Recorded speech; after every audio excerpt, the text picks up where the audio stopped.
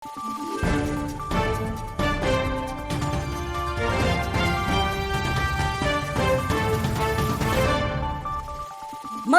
araw, Pilipinas! Ito ang Valiente News hatid sa inyo ng Office of the Vice President. Di bababa sa 300 residente sa Barangay Supang sa bayan ng Caramoran, Isla ng Catanduanes ang naalalayan kasunod ng inilunsad na relief operation ng OVP Bicol Satellite Office kamakailan. Si Jera Gomez sa report.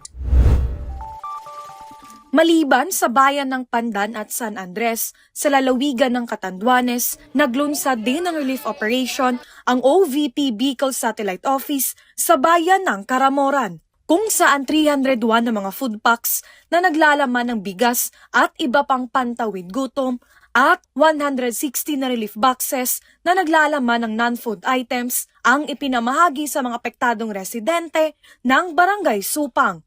Kabilang narito ang 58 years old na si Ludivina Senya. Nasira po. Kasi bumaha sa amin. Yung buong barangay po, binasok ng tubig. Kasi sir, sa bahay namin, doon sa loob ng bahay namin, hanggang balikat po. Kaya lahat sa loob ng bahay namin basa.